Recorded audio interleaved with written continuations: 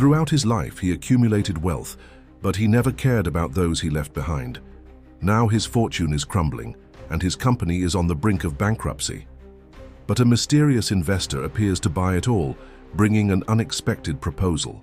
The boy he abandoned now has the power to decide his future. If this story interests you, don't forget to subscribe to our channel, tell us which city you're watching us from, and we'll keep going. Alex was the kind of man who commanded respect just by his presence. Tall, elegant, and with a piercing gaze, he had built a real estate empire in the city that was the envy of many and the dream of many others. His skyscrapers dotted the skyline of the metropolis, concrete symbols of his success and ambition. Born into a middle-class family, Alex learned from an early age that the world belonged to the strong and the determined. His father, a strict and authoritarian man, never allowed him to show any sign of weakness. "A man who is a man does not cry, does not bend, does not fail," was the mantra that echoed in his mind since childhood. With this teaching ingrained in his being, Alex worked his way to the top. Every deal he closed, every piece of land he acquired, every building he built was a testament to his competence and determination. He was a man of vision, always 2 steps ahead of the competition, anticipating trends and creating opportunities where others only saw obstacles. His personal life, however, did not reflect the same brilliance as his career. Alex was a confirmed workaholic, putting in long hours at work and leaving little room for meaningful relationships. It was only at the age of 35 that he met Clara, a young architect who was working on one of his projects. Clara was Alex's opposite in many ways. Sweet, compassionate, and full of life, she brought a light he didn't even know he needed. Her easy smile and genuine concern for others were qualities Alex initially considered weaknesses, but little by little, he found himself drawn to this woman who seemed to see beyond his ruthless businesswoman facade. Their relationship blossomed quickly, much to the surprise of many who knew Alex. Within a year, they were married, and Clara had accomplished something few imagined possible, humanizing the feared real estate mogul. With Clara by his side, Alex began to see the world differently. She encouraged him to consider the social impact of his projects, to think beyond immediate profit. Under her influence, the construction company began to invest in social housing and urban revitalization projects, earning not only more respect in the market, but also the admiration of society. However, old habits die hard. Even with Clara in his life, Alex still struggled with his inner demons. The need to appear strong and invulnerable, the fear of failing or appearing weak in the eyes of others, still plagued him. He tried hard to be the husband Clara deserved, but he often found himself falling back into his old patterns of behavior. The news of Clara's pregnancy was greeted with a mixture of joy and apprehension. Alex was thrilled at the thought of becoming a father, of having an heir to his empire. But he also felt a deep, irrational fear. What if he wasn't a good father? What if his child inherited the weaknesses he had tried so hard to hide? Clara, on the other hand, was overjoyed. She saw the pregnancy as an opportunity to bring even more love and compassion into their lives. During the months of pregnancy, she talked to the baby constantly, sang lullabies, and dreamed of the future. Alex watched all of this with a mixture of admiration and concern. As Clara's belly grew, so did Alex's insecurities. He found himself working late, diving into new projects as if he could delay the inevitable. Clara noticed his distance, but she chalked it up to the stress of work and the normal worries of a new father. It was during this period that Alex began planning his biggest project yet, a residential and commercial complex that would completely transform a rundown area of the city. It was an ambitious undertaking that required all of his attention and resources. He saw this project as a chance to solidify his legacy, to prove his worth once again. While Alex was lost in floor plans and financial projections, Clara was busy preparing the nursery. She chose soft colors, cozy furniture, and filled the shelves with children's books. Every detail was thought out with love and care. One evening, when the birth was only a few weeks away, Clara found Alex in her office, hunched over a stack of paperwork.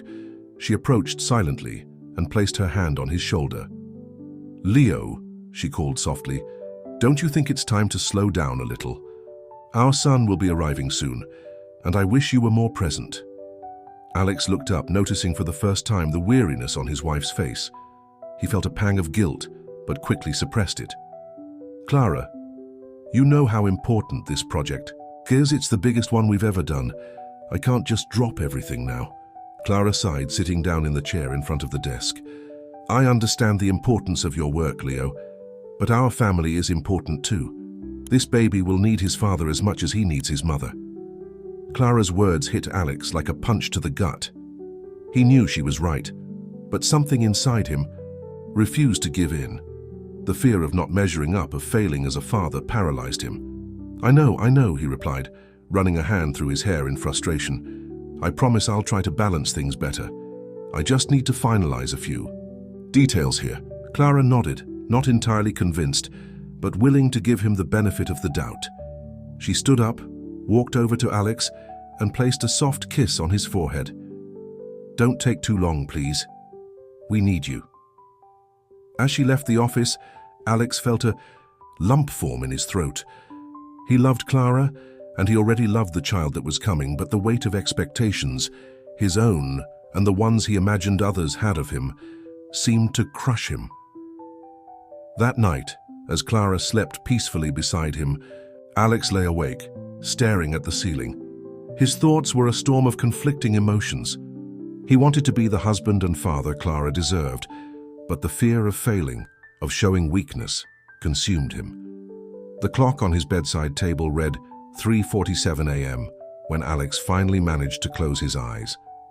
His last thought before falling asleep was a silent prayer that he would find the strength to be the man his family needed him to be. Little did he know that fate had different plans. The birth of his son would bring challenges he could never have imagined, testing not only his strength, but also his ability to love unconditionally. The day Lucas came into the world began like any other for Alex. He woke up early, as usual, kissed the still sleeping Clara, and left for another day of intense work. Little did he know that, in just a few hours, his life would change forever. It was in the middle of an important meeting with investors that the phone call came. Clara had gone into labor prematurely. Alex felt the world spin around him. He hurriedly apologized, leaving his partners stunned, and rushed to the hospital. The journey to the hospital seemed endless. Alex alternated between moments of panic and frustrated attempts to calm himself. He was not prepared for this. There were still 2 weeks until his due date.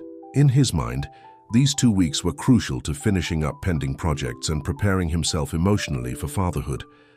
Upon arriving at the hospital, Alex was informed that Clara was already in the delivery room. The nurse quickly guided him so he could watch the birth. Quickly putting on the sterile gown, he entered the room, his heart racing. Clara stood there, her face contorted with pain and effort.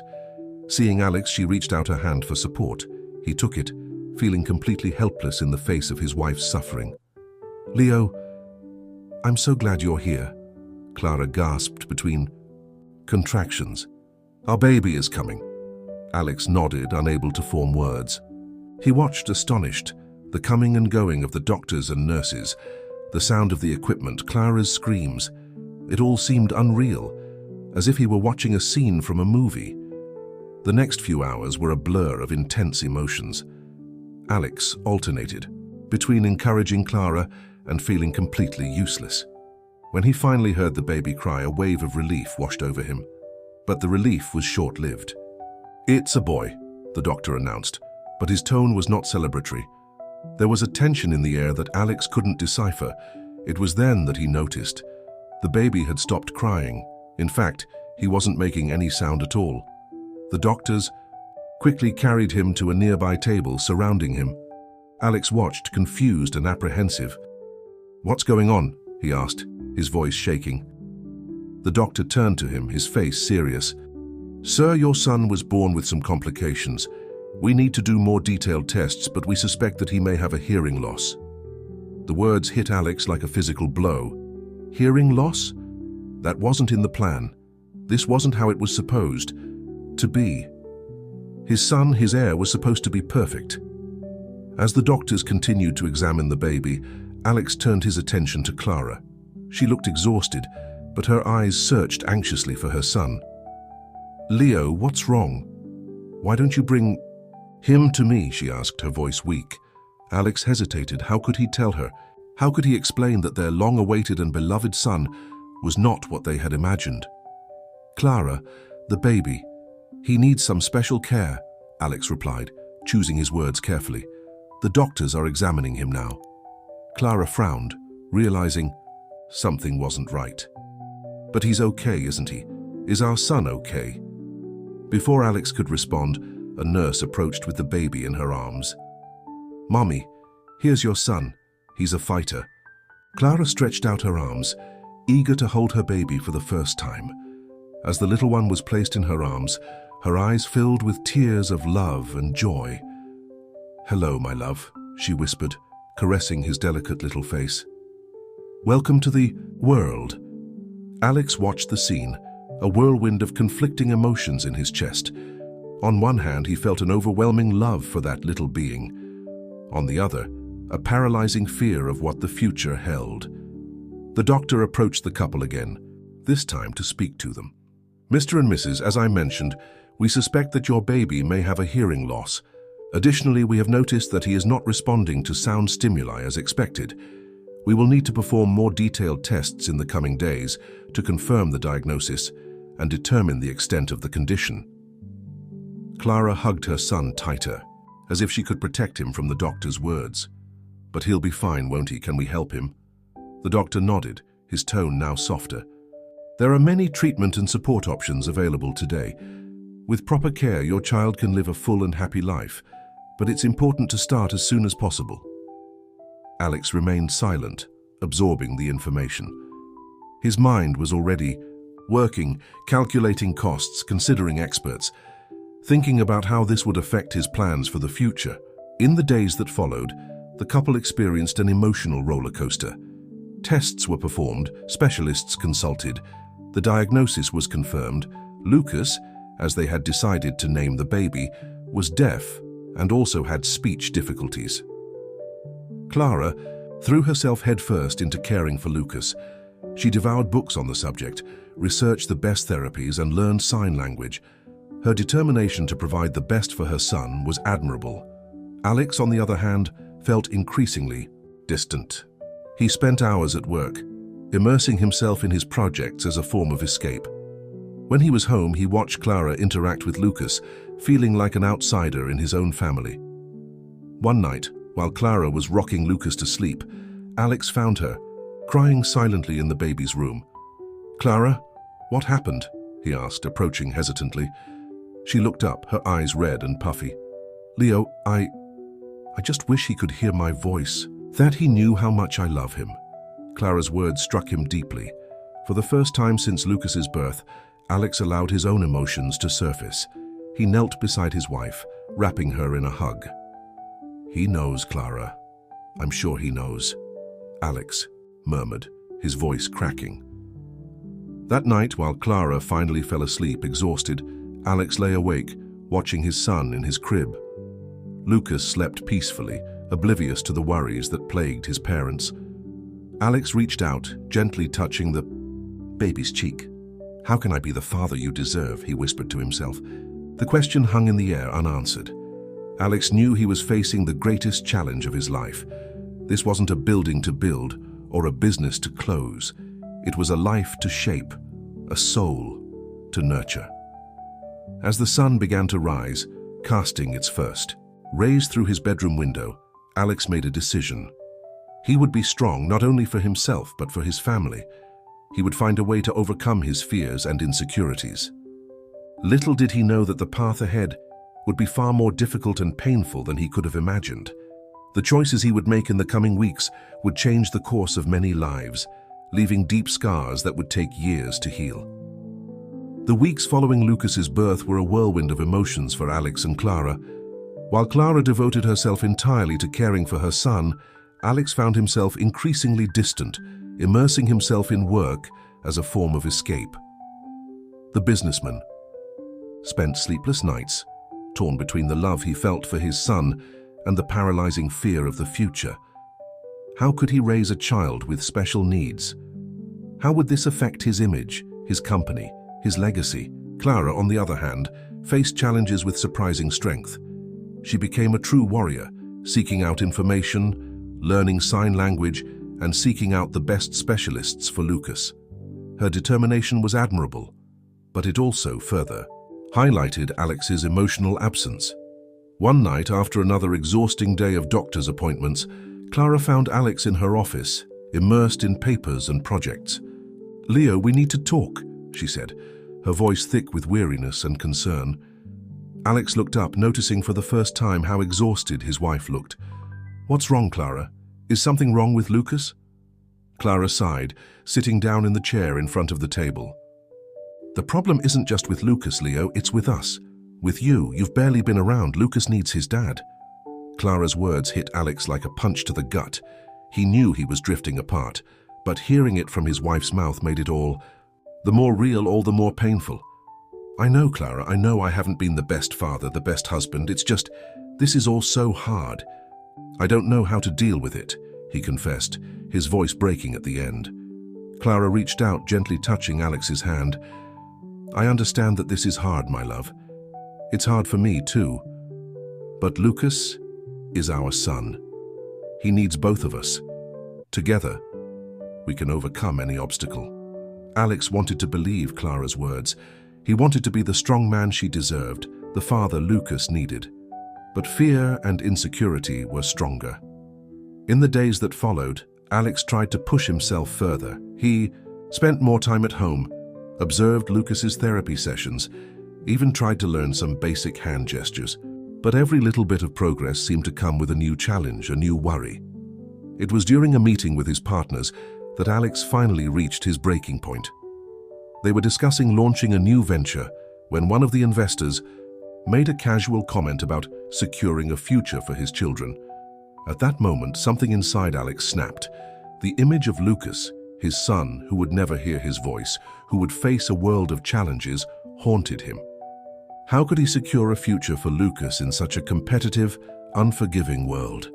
That night, Alex arrived home late, after hours of wandering around the city, lost in his thoughts. Clara was waiting for him in the living room, Lucas asleep in her arms. "Leo, where have you been? I was worried," she said, her voice a mixture of relief and apprehension. Alex looked at his wife, at his son, and felt a sharp pain in his chest. He loved them more than anything, but the fear, the insecurity were overwhelming. "Clara, I can't do this," he said, the words coming out as a painful whisper. Clara frowned in confusion. "Can't do what, Leo?" "This, being a father, being what Lucas needs. I'm not strong enough," Alex confessed, the tears he'd been holding back for so long finally falling. Clara was silent for a moment, processing Alex's words. When she spoke, her voice was firm but gentle. "Leo, you're stronger than you think. Lucas needs you. I need you. We can get through this together." But Alex had already made his decision, a decision that would change the course of their lives forever. "Clara, I've thought about it a lot, and I think the best thing for Lucas would be to grow up in a place where he can receive all the attention and specialized care he needs," he said, avoiding looking directly at his sleeping son. Clara felt her heart race, a cold fear spreading through her chest. "What do you mean by that, Alex?" "There's an orphanage in the next town over that specializes in children with special needs. They have the best professionals, the best resources. Lucas would have everything he needs there," Alex explained, his voice shaking. Clara was shocked, unable to believe what she was hearing. You want to abandon our son? Alex, how can you even think of that?" "It's not abandoning him, Clara. It's giving him the best chance at a full life. We don't know how to care for him. We have no idea of the challenges that lie ahead. There he will have everything he needs," Alex argued, but his words sounded hollow even to himself. Clara stood up abruptly, holding Lucas tightly to her chest. "No, absolutely not. He's our son, Alex, our baby. How can you even think of sending him away?" The argument that followed was the most painful the couple had ever had. Clara, between tears and pleas, tried to make Alex see the folly of his proposal. Alex, in turn, clung to the idea as if it were the only possible solution, unable to face his own insecurities and fears. Hours passed, and the debate continued, growing more heated. Clara refused to consider the possibility of being separated from Lucas. Alex, consumed by fear and guilt, saw the idea of the orphanage as a way out of his inability to be the father he believed he should be. As the sun began to rise, dyeing the sky pink and orange, Clara finally succumbed to exhaustion. She fell asleep on the couch, Lucas nestled in her arms, the tears still fresh on her face. Alex watched the scene, his heart torn between the love he felt and the fear that consumed him. In that moment, he made a decision that would change the course of many lives. With silent steps, he approached Clara and Lucas. Gently, he took the baby from his sleeping wife's arms. Lucas moved slightly, but did not wake up. "I'm sorry," Alex whispered, gently kissing his son's forehead. With a heavy heart and tears in his eyes, Alex left the house carrying Lucas. The day was just beginning in the city and the streets were still almost empty. As he drove toward the nearby town, Alex fought a storm of emotions. Part of him screamed to turn around, to go back home to Clara, to the life he knew. But another part, the part dominated by fear and insecurity, pushed him forward. The drive to the nearby town seemed endless. Lucas slept most of the way, oblivious to the whirlwind of emotions that was sweeping through his father. Alex alternated between moments of determination and moments of agonizing doubt. When they finally arrived at the orphanage, the sun was already high in the sky. Alex looked at the building in front of him, a place that promised specialized care for children. Like Lucas. Was this really the best thing for his son? With Lucas in his arms, Alex walked to the entrance. Each step felt like it weighed a ton. He knew that once he walked through that door, there would be no turning back. Before he entered, Alex stopped. He looked at his son sleeping in his arms. So small, so innocent, so full of possibilities. For a moment he hesitated. Was he making the biggest mistake of his life? But fear, that paralyzing fear of failure, of not being enough, pushed him forward.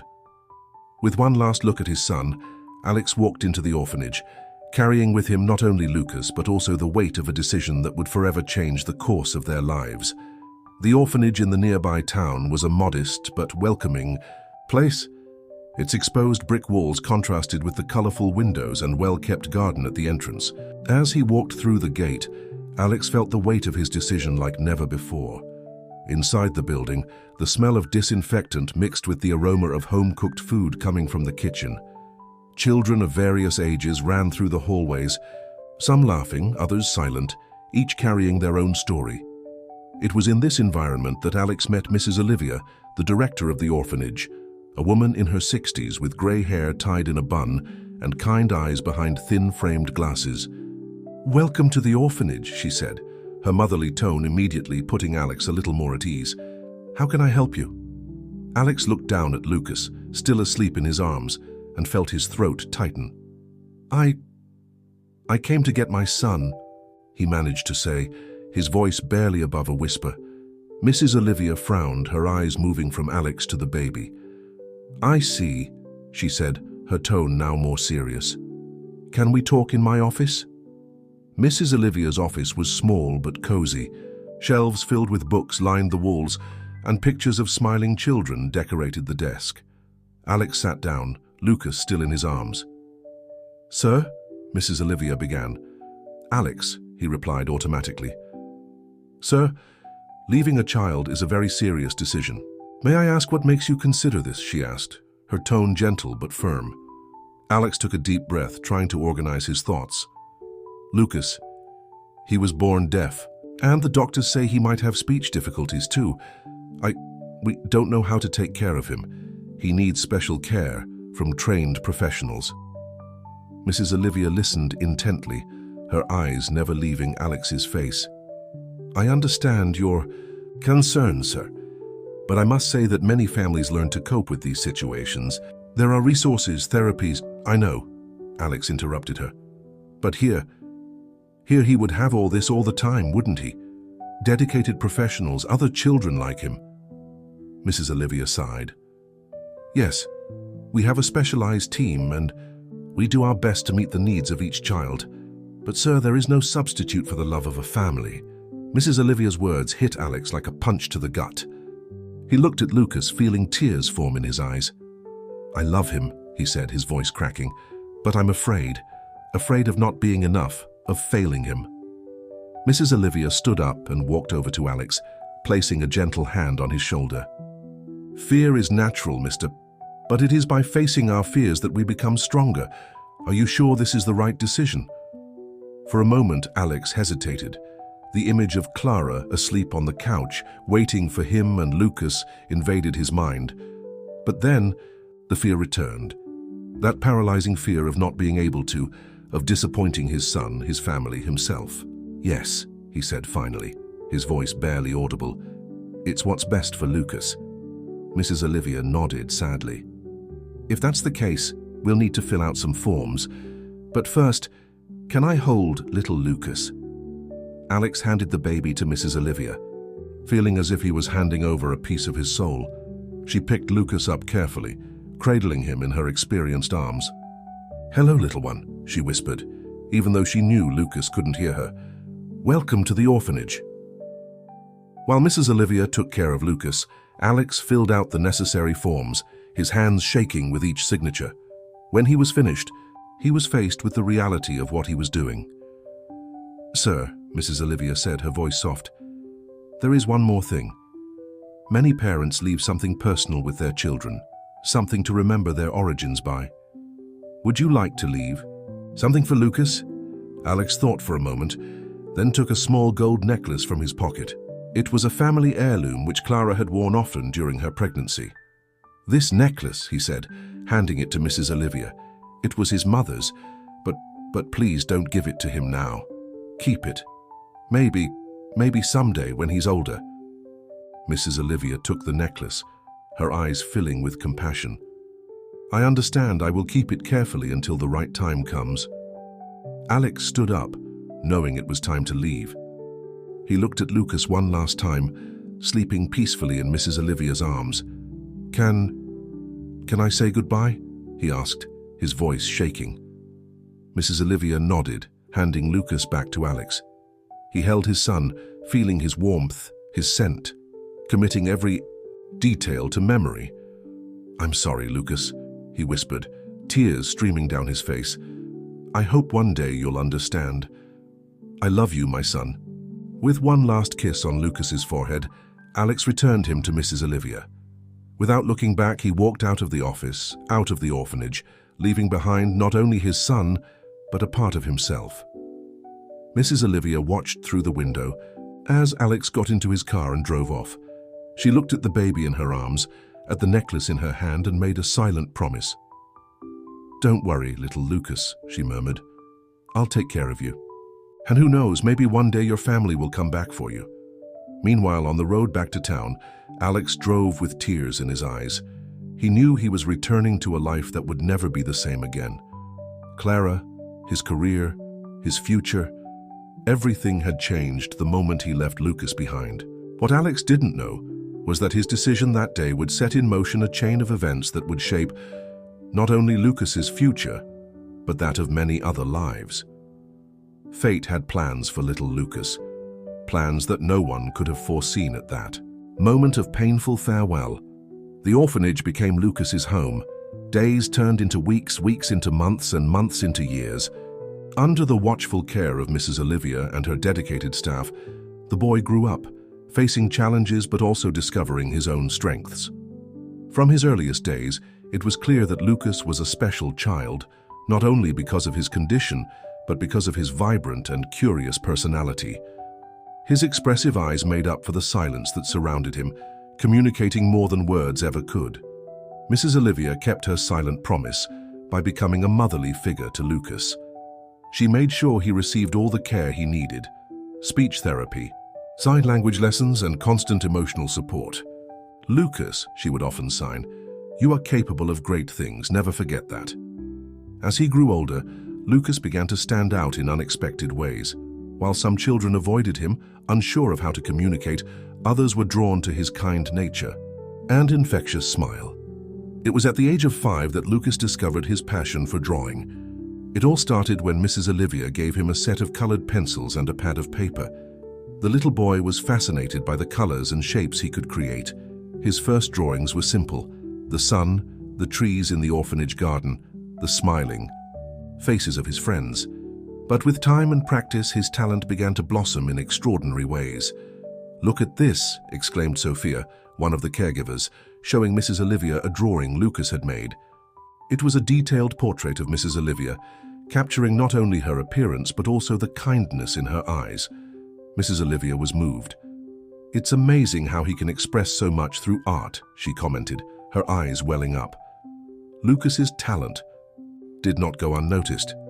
The orphanage staff began to encourage his art even more, providing him with materials and even organizing small exhibitions of his work on the walls of the orphanage. However, not everything was rosy on Lucas's path. As in any place where children grow up together, the orphanage also had its challenges and conflicts. Matthew, a boy 2 years older than Lucas, became a constant and often disruptive presence in the young artist's life. At first it was just mild teasing, but over time Matthew's actions became more cruel. "Why don't you speak? Are you stupid?" Matthew teased, knowing Lucas couldn't hear him but understanding enough lip reading to catch the insult. Luke, in his peaceful nature, usually ignored the provocations, but Matthew seemed unable to leave him alone. One day, things came to a head when Matthew, in a fit of rage and jealousy of Luke's artistic talent, destroyed one of his most treasured drawings. Lucas found his sketchbook torn on the floor of his dorm room, the pages scattered and stained. The portrait he had made of Mrs. Olivia, the one that had so impressed everyone, was in pieces. For the first time since arriving at the orphanage, Lucas cried uncontrollably. They weren't silent tears, but deep, painful sobs that echoed through the halls. Mrs. Olivia, alerted by the unusual noise, ran into the bedroom. She found Lucas on the floor, surrounded by the remains of his work. Without saying a word, she hugged him, letting him cry in her arms. When he finally calmed down, Lucas used signs to tell what had happened. Mrs. Olivia listened intently, her heart breaking for the boy's pain. "Lucas," she signed, "your art comes from your heart. No one can destroy that. Let's rebuild together." In the days that followed, Ms. Olivia worked tirelessly to resolve the conflict between Lucas and Matthew. It turned out that Matthew, like Lucas, was carrying his own pain and insecurities. "Matthew," Mrs. Olivia told the boy after a long conversation, "the pain you feel does not justify hurting others.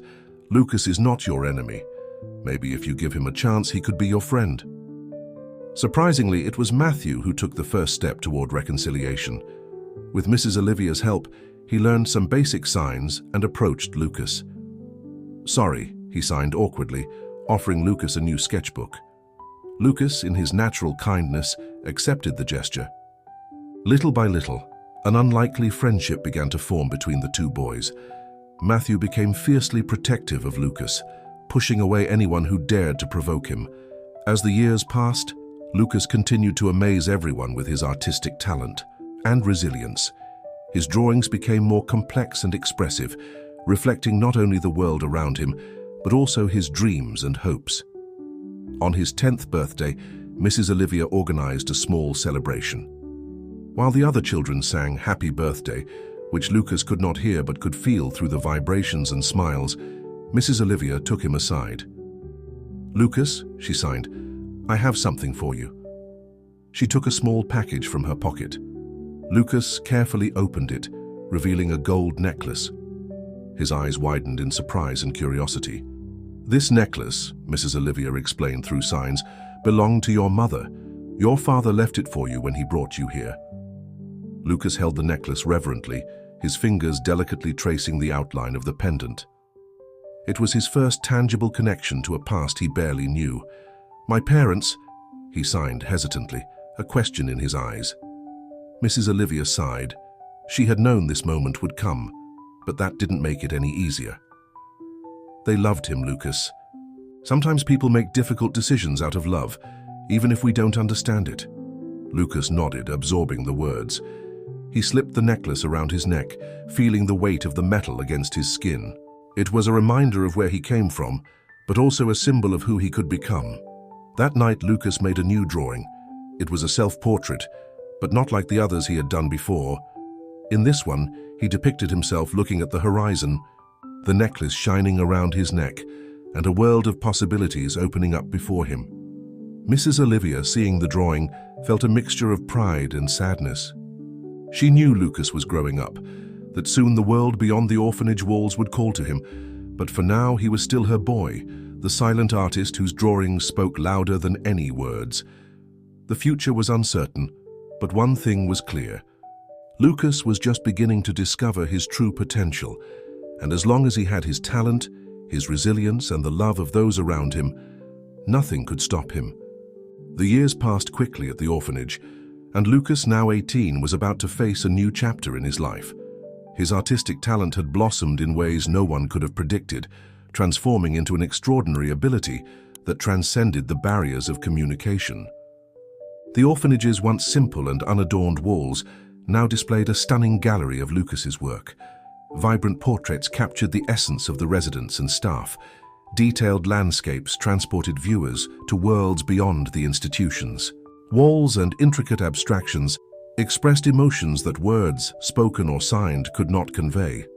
Mrs. Olivia, now with completely white hair, but with the same kind look as always, could not help but feel a mixture of pride and apprehension at the sight of the young man Lucas had become.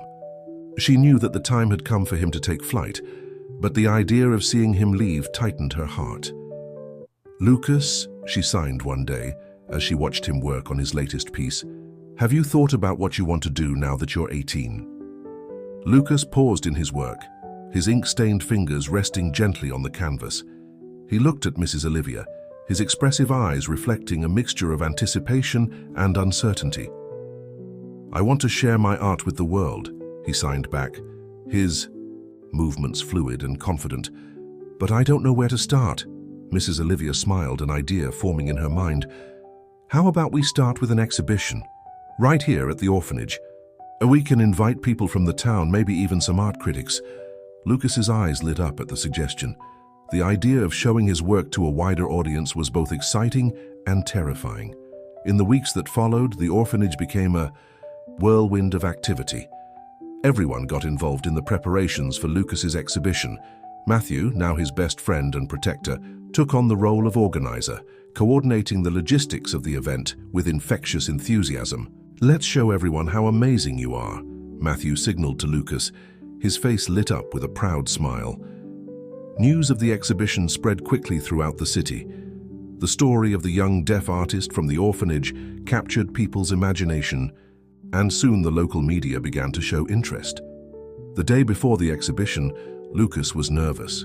He had stayed up all night, retouching his work, making sure every detail was perfect. When morning came, he found himself in front of the mirror, adjusting the necklace his mother had left him. The gold pendant gleamed against his skin, a constant reminder of his origins and how far he had come. The doors of the orphanage opened sharply at 7 p.m., and a surprising crowd began to pour in. There were locals, curious to see the young prodigy's work, art critics, their analytical eyes examining each piece, and even a few collectors drawn by rumors of a new emerging talent. Lucas walked around the exhibition, his interpreter at his side, answering questions and explaining the meaning behind his works. His eyes shone with emotion as he saw people's reactions to his creations. One of the most touching moments of the evening was when Lucas stood before a large painting in the center of the exhibit. It was a group portrait, showing all the children and staff at the orphanage. In the center stood the figure of Mrs. Olivia, her kind eyes captured with stunning precision. It was a tribute to the woman who had been his family for so many years. Mrs. Olivia, upon seeing the painting, could not hold back her tears. She hugged Lucas, conveying in her gesture all the love and pride she felt. As the evening wore on, it became clear that the exhibition was a resounding success. The reviews were unanimously positive, with many expressing admiration not only for Lucas's technical talent, but for the emotional depth of his works. Then something unexpected happened. An elegant, middle-aged man approached Lucas. His name was Andre, a renowned gallery owner and patron of the arts in the city. "Your work is extraordinary," Andre said through the interpreter. "I would like to discuss the possibility of representing you in the city. I believe your talent deserves a bigger platform." Lucas was stunned.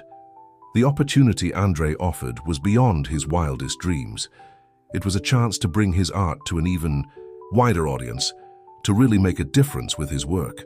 That evening, after the exhibition closed, Lucas met with Mrs. Olivia, Matthew, and a few other close friends from the orphanage. The air was thick with emotion, joy at the exhibition's success, pride in Lucas's accomplishments, and a hint of sadness at the inevitable separation that was approaching. "You're going to accept the offer, aren't you?" Matthew signed, a bittersweet smile on his face. Lucas nodded slowly. "It's an amazing opportunity, but..." He hesitated, looking at Miss Olivia and her friends. "It's going to be hard to leave all of you." Mrs. Olivia stepped closer, taking Lucas's hands in hers. "My dear," she signed, "this is your moment. You have a special gift and the world needs to see it. We will always be here for you, but now it is time for you to follow your own path." Mrs. Olivia's words were both a comfort and an encouragement. Lucas knew she was right. It was time for him to take the next step on his journey. In the days that followed, Lucas prepared for his departure. He spent hours with each of the children at the orphanage, drawing portraits to leave behind as a keepsake. For Matthew, he created a special painting, a portrait of the two of them together, symbolizing the friendship they had built over the years. On the morning of his departure, Lucas stood at the gate of the orphanage, a suitcase in one hand and his art kit in the other. Mrs. Olivia, Matthew, and all the other children and staff were there to say goodbye. "Remember," Mrs. Olivia signed, tears in her eyes, "no matter where you go or how famous you become, this will always be your home." Lucas hugged each of them, his heart overflowing with gratitude and love. When it was Mrs. Olivia's turn, he hugged her for a long moment, trying to convey everything she meant to him. Finally, Lucas turned and walked towards the waiting taxi. Before getting in, he took one last look at the orphanage, the place that had welcomed and nurtured him for so many years. With a final wave, Lucas climbed into the taxi. As the vehicle pulled away, taking him toward a future uncertain but full of possibilities, Lucas held onto his mother's necklace. It was a reminder of where he came from and a promise of what he could become. The young deaf artist from the nearby town was ready to conquer the world with his colors and shapes. Little did he know that his journey would take him back to his roots in ways he could never have imagined. Lucas's arrival in the city was like diving into an ocean of color, sound, and movement. The city pulsed with an energy that he could feel vibrating beneath his feet, even if he couldn't hear the constant buzz. The skyscrapers that dotted the skyline reminded him of his own drawings, but on a scale he had never imagined possible. Andre, true to his word, welcomed Lucas as if he were a rare gem he had just discovered. Andre's gallery, located in the heart of the Villa Maddalena neighborhood, was an imposing modern space with white walls that seemed to cry out for art. "Welcome to your new artistic home," Andre signed, having learned some basic signs to better communicate with Lucas. The young artist felt a mix of excitement and apprehension as he looked around, imagining his works on display in this prestigious space. The first few months in the city were a whirlwind of activity. Lucas threw himself headlong into his work, producing a series of new pieces that combined his memories of the orphanage with his vibrant impressions of the new city. His paintings captured the essence of the city in a unique way. The contrast between the cold concrete of the buildings and the warm humanity of its inhabitants, all seen through the eyes of someone who experiences the world primarily through sight. Lucas's first solo exhibition at Andre's gallery was a resounding success. Art critics, collectors, and the curious flocked to the space, amazed by the emotional depth and refined technique of his works. One renowned critic wrote, "Lucas paints not only what he sees, but what he feels. His canvases are windows into a world of silence, but filled with a visual eloquence that screams louder than any words." As his fame grew, Lucas found himself navigating a world he had never imagined. Interviews with art magazines, invitations to exclusive events, offers from collectors eager to acquire his work. All of this became part of his new reality. Yet amid all the frenzy, Lucas never forgot his roots. He regularly sent letters and drawings to the orphanage, sharing his experiences with Mrs. Olivia, Matthew, and the other children. Each new success was silently dedicated to them, his chosen family, who had supported him from the beginning. It was during this period of meteoric rise that Lucas met Emma, a young sign language interpreter who worked at cultural events. Unlike many who were drawn to Lucas by his fame, Emma saw more than just the celebrated artist. She saw the sensitive and observant young man behind the famous screen. Their friendship quickly blossomed, with Emma becoming not only his go-to interpreter, but a confidant and eventually something more. Lucas discovered a connection with her that went beyond words, spoken or signed. Together they explored the city, with Emma showing Lucas aspects of the city he had yet to discover. However, not everything was rosy for Lucas. With success came challenges. Some in the art world questioned whether his talent was genuine or just a passing fad. Others tried to exploit his fame, proposing shady deals or seeking to associate themselves with him simply for the prestige. Lucas found himself having to navigate a complex world of contracts, negotiations, and expectations. It was at this point that André's influence proved invaluable. The gallery owner not only protected Lucas's interests, but also guided him on how to navigate this new world. "Remember," André used to say, "your art is your voice. Don't let anyone silence or distort it." Inspired by his experiences and wanting to give back in some way, Lucas began developing social projects aimed at children and young people with disabilities. He organized art workshops in underprivileged communities, focusing especially on deaf young people who, like him, were looking for a form of expression. One of these projects took him back to the nearby town, where he held a series of workshops at the orphanage. Reuniting with Mrs. Olivia, Matthew, and the other children was a moving experience. Seeing the pride in Mrs. Olivia's eyes as he showed off his new work made Lucas realize how much he had grown, not only as an artist, but as a person. During this visit, Lucas had an idea that would change the course of his career. He decided to create a series of murals in major cities across Brazil, starting with one city and then another. These murals would not only be works of art, but also tools to raise awareness about inclusion and diversity. The Silent Voices Project, as it was called, quickly gained the support of André and several sponsors. Lucas found himself immersed in his most ambitious work yet. Each mural told a different story, but they all shared a common message of hope and resilience. The first mural, painted on a large wall in the city center, depicted a deaf child surrounded by a kaleidoscope of colors and shapes, representing the rich and vibrant world she experienced despite the silence. The work caused a sensation, drawing crowds and sparking conversations about accessibility and inclusion. It was during the unveiling of this mural that Lucas received some surprising news. An elderly man, who introduced himself as a former employee of a large construction company, approached him after the event. "Your work is amazing," the man said, with Emma helping as interpreter. "But there's something you need to know. Something about your past, about your parents." Lucas felt his heart race. Ever since he had left the orphanage, he had occasionally wondered about his origins, about the parents who had left him. The necklace he wore was his only tangible connection to that mysterious past. "What do you know?" Lucas signed eagerly. The man hesitated for a moment before continuing. "Your father, he was Alex, the former owner of the construction company. I worked there when you were born. He made the decision to leave you at the orphanage." The revelation hit Lucas like a bolt of lightning. Alex? The name was familiar. He had seen it in the papers, associated with one of the largest real estate empires in the country. And this man, this tycoon, was his father? Questions flooded Lucas's mind. Why had he abandoned him? What had happened to his mother?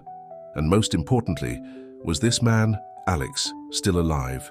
The former employee didn't have all the answers, but he provided enough information for Lucas to begin to unravel the mystery of his origins. With a mixture of apprehension and determination, he decided it was time to confront his past. As the sun set over the city, painting the sky with the same vibrant colors Lucas used on his canvases, the young artist found himself on the threshold of a new journey. A journey that would take him back to his roots, confronting painful truths and perhaps finding a different kind of redemption through his art. Lucas looked at Emma, who held his hand in silent support, and then at the mural he had just completed. The figures on the wall seemed to be looking back at him, as if encouraging him to keep going. With a deep sigh, Lucas made his decision. It was time to paint the most challenging chapter of his life, the search for his origins and the confrontation with the man who had abandoned him so many years ago. The revelation of his father's identity left Lucas in a whirlwind of emotions. In the days that followed, he found himself torn between curiosity about his origins and fear of what he might discover. Emma remained by his side, offering silent support and strength when he needed it most. Determined to find out the truth, Lucas began his investigation. With the help of Andre, who had contacts in the business world, he obtained information about Alex and the construction company. What he discovered left him even more perplexed. Alex, once one of the city's most powerful businessmen, had fallen precipitously in recent years. The construction company, once an empire, was now struggling to stay afloat amid financial scandals and accusations of unethical practices. "It's ironic," Andre commented as he showed Lucas the newspaper articles. "While you were rising in the art world, your biological father was facing his own downfall." Lucas absorbed the information with a mixture of fascination and apprehension. Part of him wanted to ignore it all, to continue his life as if he had never discovered the truth. But another, stronger part of him urged him to confront his past, to seek answers to the questions that had tormented him for so long. After weeks of deliberation, Lucas made a decision.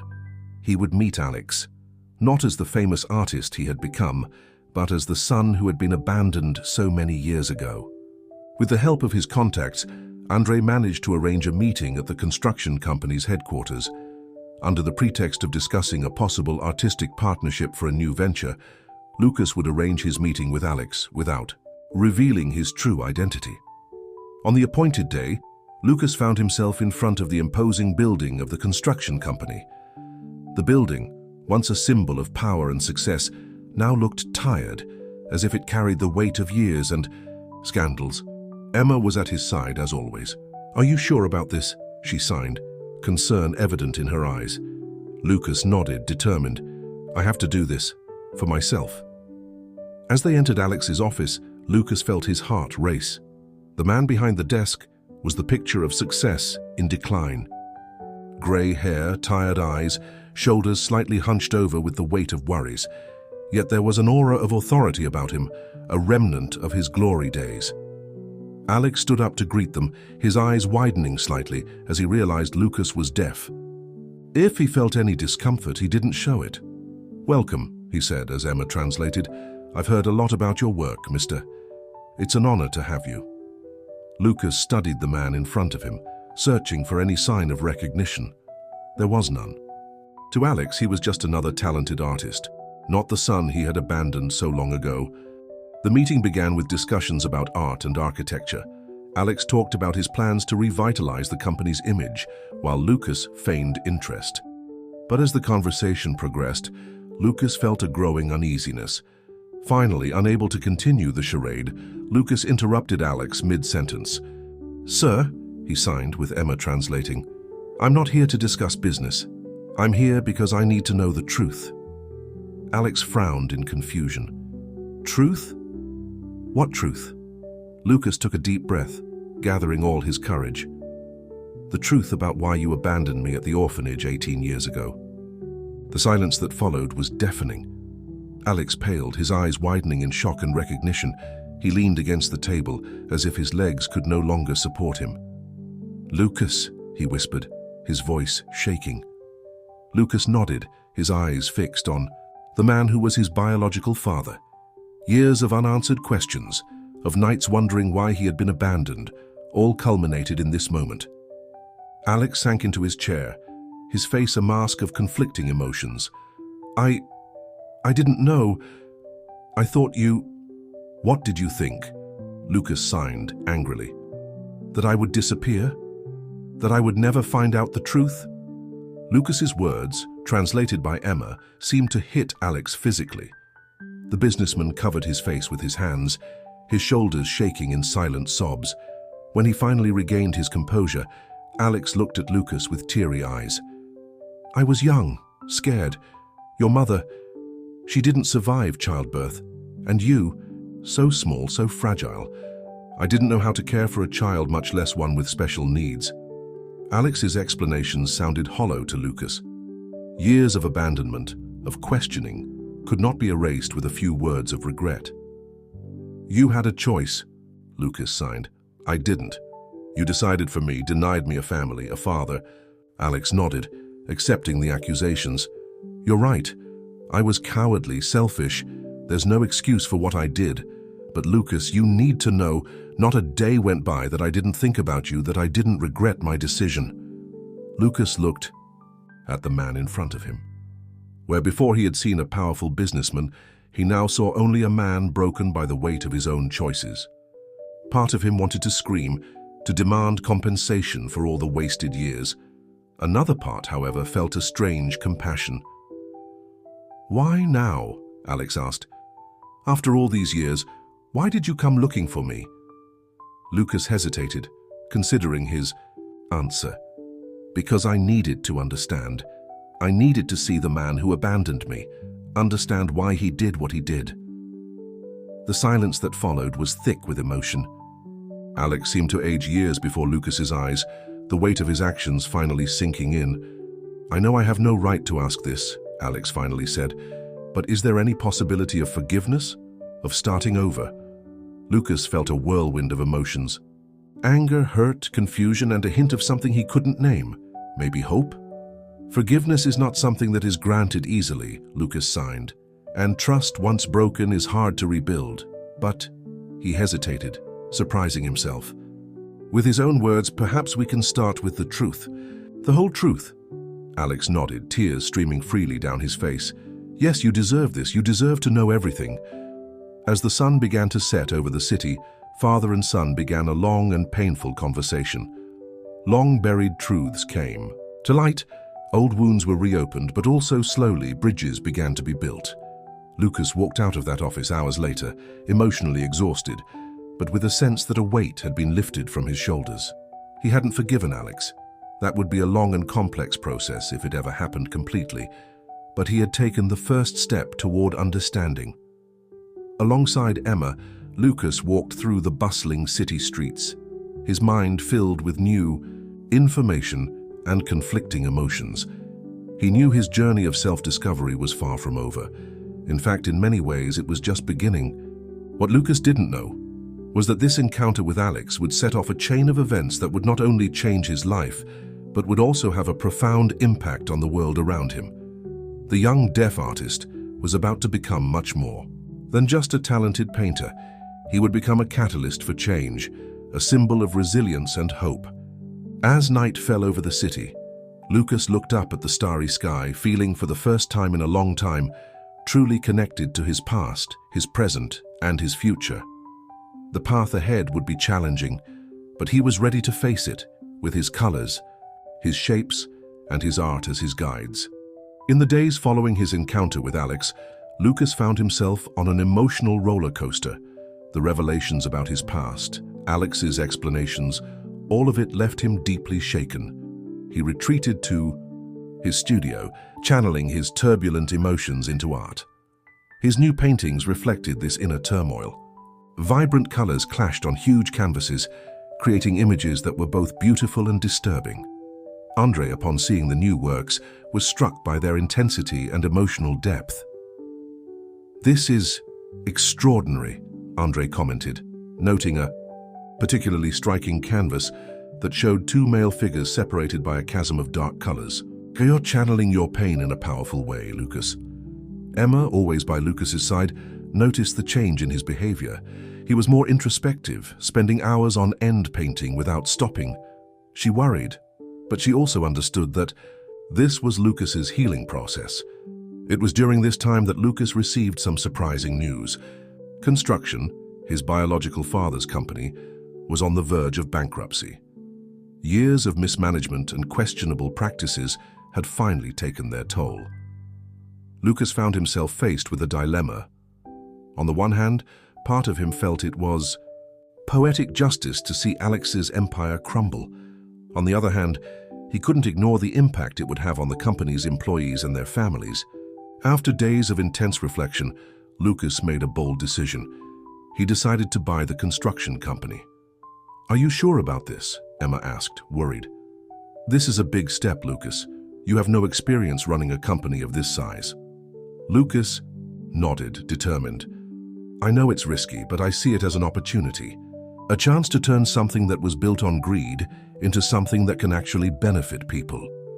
With the help of Andre and a team of lawyers and financial advisors, Lucas began the process of acquiring the construction company.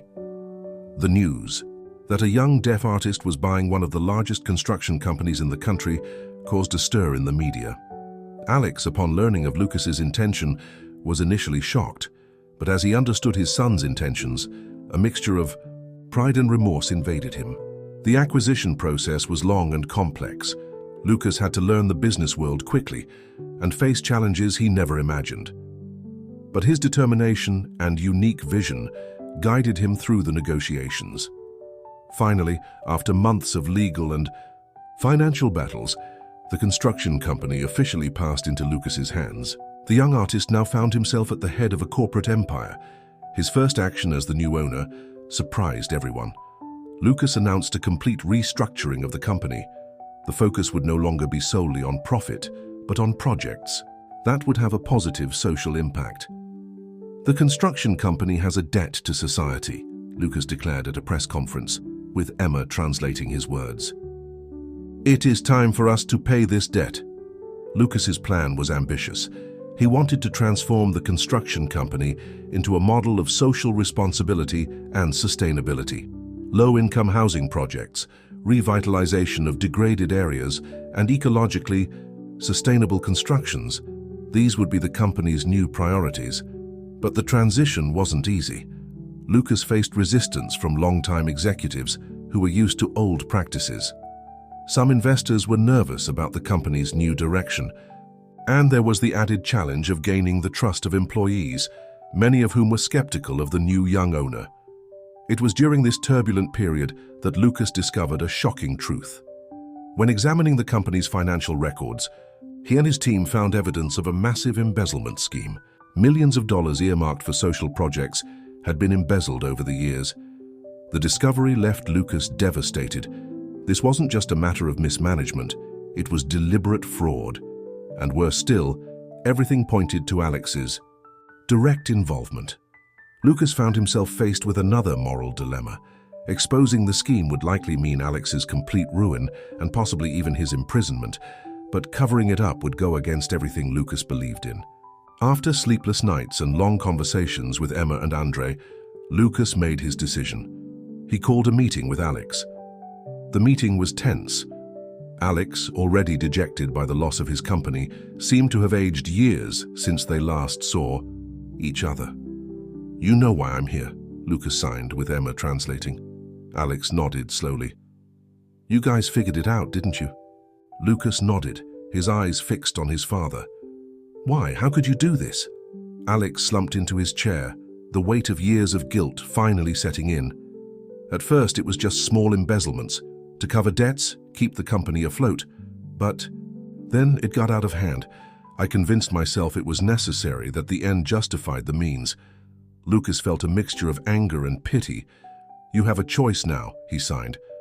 "You can either take responsibility publicly, cooperate with the investigation, or I may be forced to report everything to the authorities." The silence that followed was heavy. Alex looked at Lucas, seeing not only the son he had abandoned, but the whole man he had become. "You're right," Alex finally said. "It's time to face the consequences of my actions." In the days that followed, Alex worked with Lucas and the company's legal team to expose the entire scheme. The news caused an earthquake in the Brazilian business world. The construction company, once again, was at the center of a scandal. But this time, the story was different. Under Lucas's leadership, the company not only admitted its past mistakes, but committed to correcting them. A compensation fund was created to compensate the communities affected by the deviations. New social projects were launched, this time with full transparency and independent oversight. The process was painful and difficult, But little by little, the construction company began to recover its reputation. Lucas became a symbol of integrity and change in the Brazilian corporate world. Meanwhile, his art continued to flourish. His new works, inspired by his journey of discovery and transformation, touched people in even deeper ways. Lucas had found a unique way to combine his artistic passion with his new business mission. As the year drew to a close, Lucas reflected on the incredible journey he had taken. From a deaf orphan in the nearby town to a renowned artist and now a respected business leader in the city, he knew there was still much work to be done, many challenges to face. But as he watched the sunset from the balcony of his apartment, Emma by his side, Lucas felt a sense of peace he hadn't experienced in a long time. He had faced his past, transformed his present, and was now shaping a future not just for himself, but for many others. The necklace his mother had left him still hung around his neck, a constant reminder of where he came from and how far he had come. Lucas held it in his hand, the familiar weight of the pendant in his hand. With a smile, he turned to Emma. "I'm ready for the next chapter," he signed. Emma smiled back, lacing her fingers with his. "And I'll be by your side every step of the way," she replied. Together, they looked out at the city skyline, the city lights beginning to glow in the falling night. The future was uncertain, but full of possibilities, and Lucas was eager to paint it with the vibrant colors of hope and transformation. 5 years have passed since Lucas took control of the construction company and exposed the corruption scheme. In that time, both his personal and professional life have undergone profound transformations. Under Lucas's visionary leadership, the company had become a model of social responsibility and innovation in the construction industry.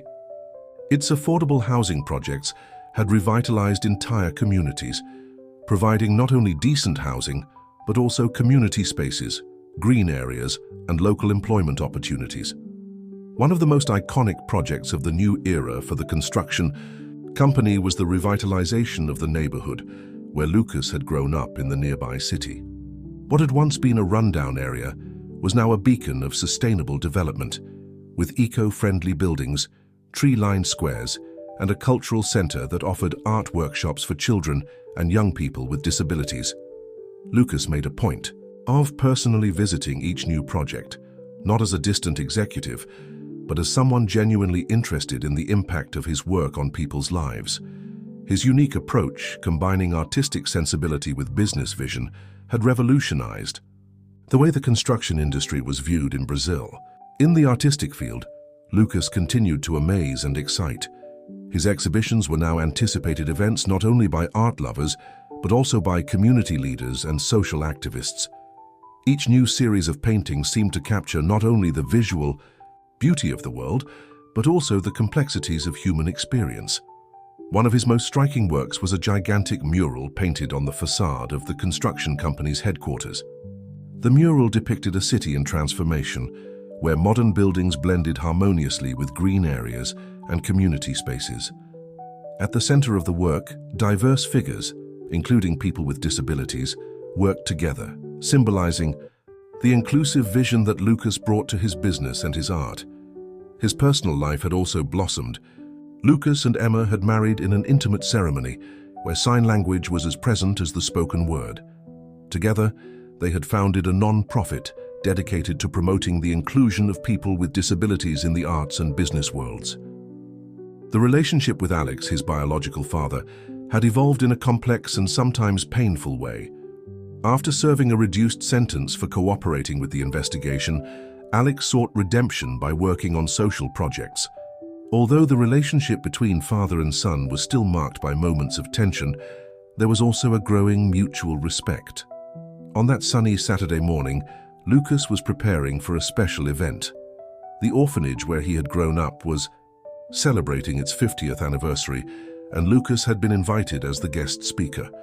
Arriving at the orphanage accompanied by Emma, Lucas was flooded with memories. The building had been renovated thanks to donations, many of them anonymous, made by Lucas himself, but the welcoming essence remained the same. Mrs. Olivia, now an elderly lady but still with the same loving gaze, greeted him with a tight hug. "My boy," she signed, tears in her eyes. "Look at you now." The orphanage courtyard was packed with current children, former students, staff, and guests, all eager to hear Lucas speak. Among the crowd, he recognized familiar faces. Matthew, his former enemy who had become a close friend, Andre, who remained his mentor in the art world, and surprisingly, Alex, sitting inconspicuously in the back. When Lucas stepped onto the makeshift stage, a respectful silence fell over the audience. Emma at his side prepared to translate. 18 years ago, Lucas began signing, I walked out those gates, carrying little more than my dreams and the love I received here. Today, I return not just as an artist or an entrepreneur, but as someone who understands the true meaning of family and community.